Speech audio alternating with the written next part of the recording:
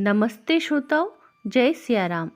लंकिनी जो रावण के किले की रक्षा करने वाली भयंकर राक्षसी थी। इसके पहले की कथा में हनुमान जी ने 100 योजन समुद्र पार करके लंका पहुंचे तो देखा कि लंकिनी आधी रात भी रावण के किले की रक्षा कर रही थी।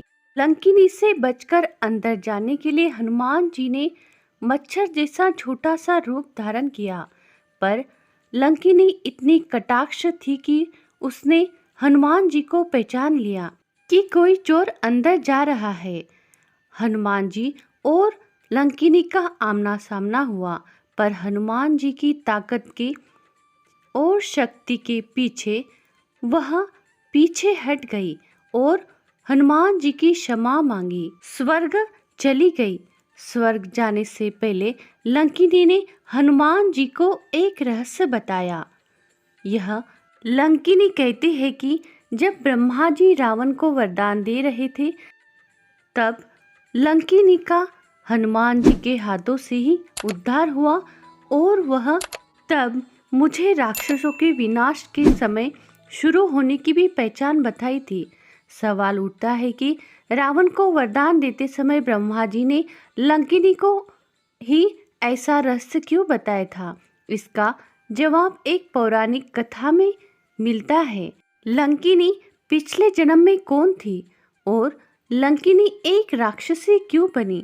इसकी यह कथा और इस प्रश्नों का उत्तर इस कथा में आपको जरूर मिल जाएगा, तो श्रोताओं कथा अंत तक जरूर सुने।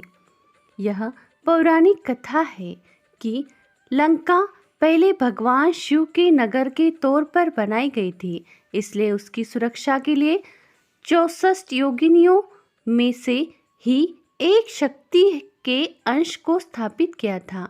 यह योगिनी शक्ति ही लंका की रक्षिका थी और प्रहरी के तौर पर लंका के मुख्य द्वार में समाहित थी। जब रावण ने लंका को कुबेर से छीन लिया तो व्याकुल योगिनी शक्ति ने ब्रह्मा जी से पूछा कि क्या मुझे अब भी लंका की सुरक्षा करनी होगी? तब ब्रह्मा जी ने कहा कि अब केवल कुछ ही समय के लिए तुम्हें लंका की प्रहरी रहना पड़ेगा। यह आदेश खुद ब्रह्मा जी ने लंकिनी को दिया था कि तुम्हें इस कार्य से मुक्ति का आदेश खुद रुद्र ही देंगे।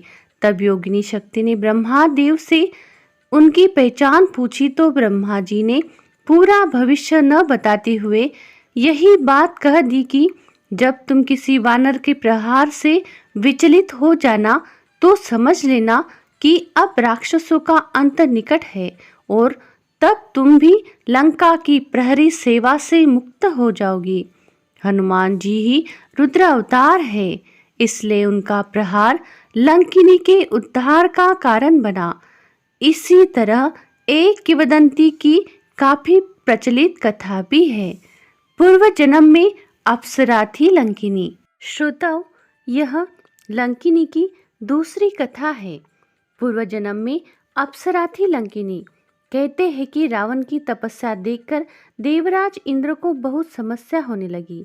जब ब्रह्मा जी प्रकट हुए और रावण को वरदान देने लगे तो देवराज इंद्र ने अपने एक वाचाल अप्सरा को चुगली के लिए भेजा कि वह चुपके से सुनकर आए कि ब्रह्मा जी रावण को क्या वरदान दे रहे हैं। इंद्र के कहने पर अप्सरा गई और कान लगाकर चुपके से बात सुनने लगी। ब्रह्मा जी से रावण ने हिरण्यकश्यप जैसा वरदान मांगा, लेकिन ब्रह्मदेव ने मना कर दिया। फिर उसने अमरता मांगी, ब्रह्मदेव ने यह भी मना कर दिया। तब रावण ने देव, दानव, यक्ष, गंधर्व, नाग, सर्प, पशु पक्षी आदि सभी से न मरने का वरदान मांगा और अहंकार वश कहने लगा कि नरों और वानरों को तो मैं चुटकी से मसल दूंगा। रावण के इस वरदान पर ब्रह्मा जी ने उसे तथास्तु कह दिया। इसी दौरान उन्होंने अप्सरा को कान लगाकर यह सब सुनते हुए देख लिया। तब उन्होंने उसे भी क्रोध में भरकर श्राप दिया कि दूसरों की बातें सुनने का तुझे बड़ा शौक है ना, तो जा बड़े कानों वाली राक्षसी हो जा। अब से तुझे हर आहट सुनाई देगी। अप्सरा बहुत दुखी हुई और क्षमा मांगने लगी। तब ब्रह्मा जी ने उसकी करुण पुकार सुनकर कहा, दुख न करो, तुम देवताओं के बहुत काम आने वाले हो। मैं तुम्हें लंका की प्रहरी नियुक्त करता हूँ। तुम्हें कोई नहीं हरा सकेगा सिवाय एक वानर के। जिस दिन वह लंका में प्रवेश कर जाएगा, लंका की रक्षा का वही तुम्हारा अंतिम दिन होगा। वही अप्सरा लंकिनी बनकर लंका की रक्षा करती रही। फिर जब लंका रावण के अधिकार में आ गई, तब भी वही लंका की प्रहरी थी। हनुमान जी के मुक्का मारने से वह फिर स्वर्ग की अप्सरा बनकर स्वर्ग चली गई।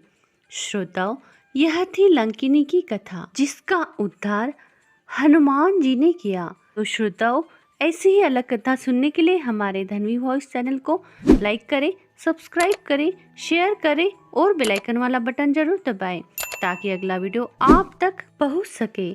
कमेंट में जय सियाराम जरूर लिखें और कथा अंत तक सुनने के लिए आपका बहुत बहुत धन्यवाद। बोलो जय सियाराम।